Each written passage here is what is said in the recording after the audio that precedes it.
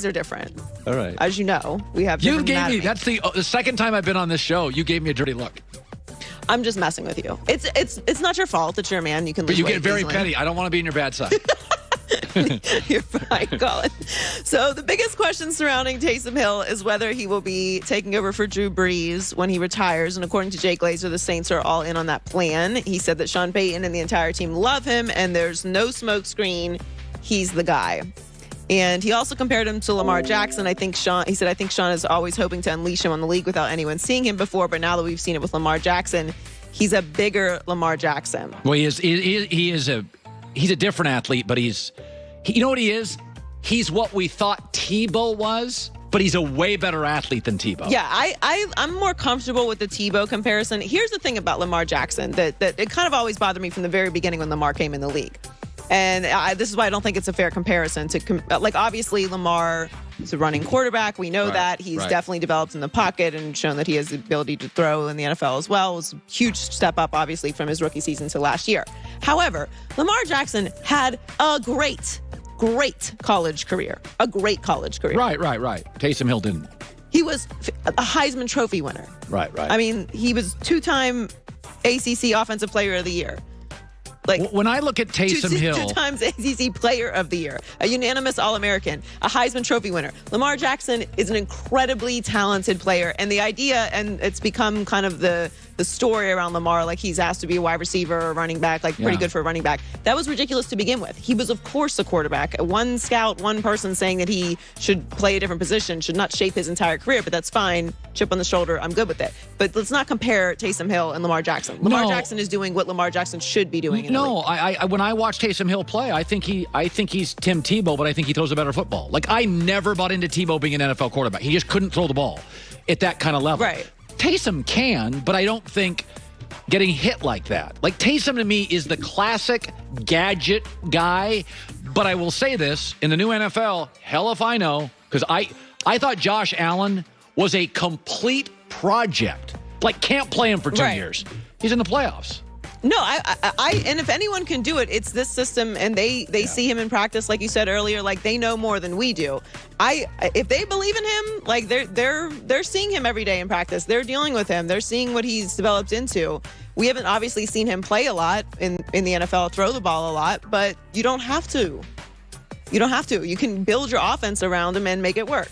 So the NFL season might have to start without fans in attendance, but Ron Rivera thinks that could actually be a good thing, especially during those tough divisional away games. He said if you're the home team, kind of wish you had your folks in the stands. But when you go someplace like Dallas or Philadelphia, it might be refreshing that you don't have to have their fans in the stands. That's for darn sure. Oh, no. It's a disadvantage for Green Bay, New Orleans, Seattle. I mean, don't kid yourself. Minnesota's loud. There's like 6 places in this league that you can't hear yourself. Who are the best home advantages? New Orleans is huge. Denver's huge. Seattle's huge. The Raiders Kansas City now is big. Green Bay's Abbey is. I think Minnesota's underrated. The Dome, I haven't been there, but they say that Dome is so loud. Yeah, they got the skull chants. And then there's like places like Tampa that aren't very. Pittsburgh has home field advantage. I don't think Tampa's very loud. I don't think Jacksonville's loud. I think Miami's loud. Yeah, I mean, those places definitely. I don't think New England's as bad as just Belichick and Brady were good. I think we look at them and go, oh, they're tough. I mean, I think in the later season game, like later into the season, it was cold and a rougher place to play. Weren't they piping in sound to Atlanta for a few years? That always makes it tougher. Well, we might be seeing a lot of that this year, actually. Right. But yeah, I mean, it's going to make a huge difference. And again, it's not a permanent situation, and we don't even know if there's not going to be fans. We know there'll probably be less fans than normally. But yeah, it's funny to think of, especially a place like Philadelphia was so notorious with home field advantage, that they won't have that this year. Good stuff, Joy, with the news. Well, that's the news. And thanks for stopping by. The Herd Lie News. So when I watched The Last Dance, we got into this discussion yesterday about could you do a 10-part documentary on any other athlete? And people said Tiger Woods, and I initially thought Tiger Woods. And then I thought, wait a minute. You got to have stardom at an early age. You got to have a journey. You just can't be great at 38. You need stardom at an early age. Tiger had it. You need controversy. Tiger had that. You got to have kind of a tail. You have to have, multiple people that can talk about it, but you also need access. Well, Tiger's not going to give you access. He's not going to talk about that affair thing. It's too embarrassing. He's not going to talk about it.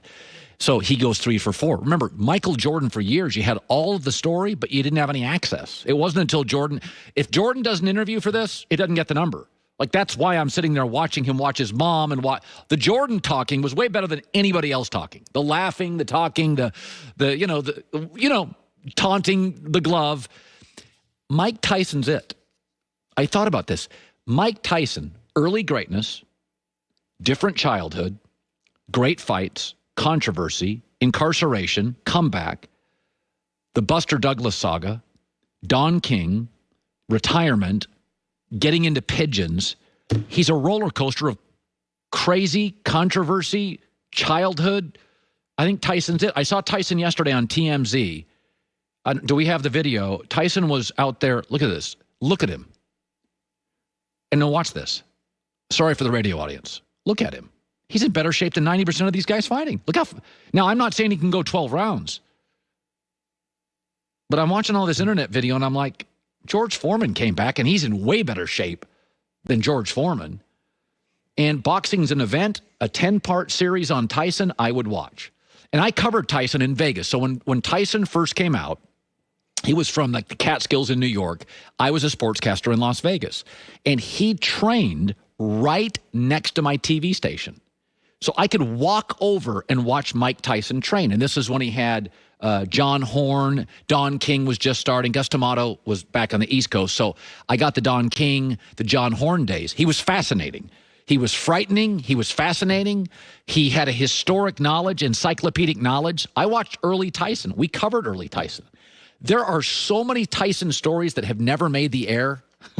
He has lived in, and you get the 4 of them. You get greatness, controversy, mystery, and access. Tyson would talk about all of it. Mike Tyson would talk about all of it. So to me, that's the 10-part documentary. You got to give me some mystery. There's not a ton of mystery with Tiger. I love Tiger. He's kind of boring. He had a controversy, but he's private. He's not giving you access. Well, I wouldn't say he's boring. We just have no